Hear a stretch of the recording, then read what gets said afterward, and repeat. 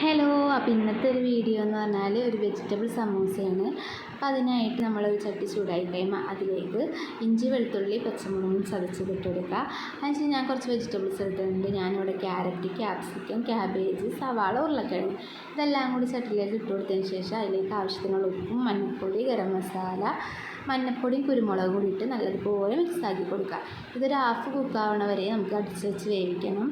അതിനുശേഷം ഇതുപോലെ നല്ലോണം വാടി കഴിയുമ്പോൾ നല്ലപോലെ ഇളക്കി കൊടുക്കുക. അപ്പോൾ ഈ സമയം നിങ്ങൾക്ക് ആവശ്യത്തിനുള്ള ഉപ്പൊക്കെ നോക്കിയിട്ട് ഉപ്പിട്ട് ചേർത്ത് കൊടുക്കുക. മല്ലിയിലയും പുതിനയും ഉണ്ടെങ്കിൽ അതും കൂടി ചേർത്ത് കൊടുക്കുക. അപ്പോൾ നമ്മൾ ഉണ്ടാക്കിയ മസാല ചൂടാറിക്കഴിഞ്ഞാൽ ഇതുപോലെ സമൂസയുടെ ഷീറ്റ് എടുത്തിട്ട് ഇതുപോലെ മടക്കി കൊടുക്കുക. അപ്പോൾ സമൂസ പൊതിയാണവർക്കൊക്കെ അറിയാൻ പറ്റും, അറിയാത്തവർക്കും ഇതുപോലെ ഒന്ന് ജസ്റ്റ് മടക്കി കൊടുത്താൽ മതി.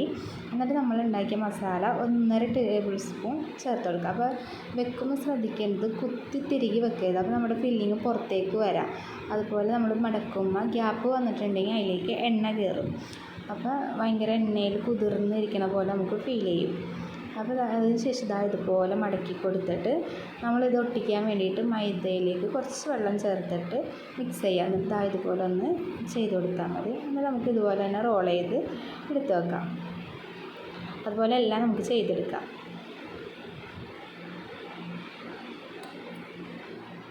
നല്ലതുപോലെ ചൂടായ എണ്ണയിലേക്ക് സമൂസ ഓരോന്നായിട്ട് ഇട്ട് കൊടുക്കുക.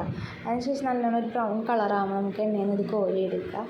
അപ്പോൾ അതുപോലെ എല്ലാം ചെയ്തെടുക്കുക. അപ്പോൾ നമ്മുടെ സമൂസ ഇവിടെ റെഡി ആയിട്ടുണ്ട്. അപ്പോൾ നിങ്ങൾക്ക് വീഡിയോ ഇഷ്ടമായി എന്തായാലും ലൈക്ക് ചെയ്യുക, അതുപോലെ തന്നെ ഷെയർ ചെയ്യുക, സബ്സ്ക്രൈബ് ചെയ്യുക.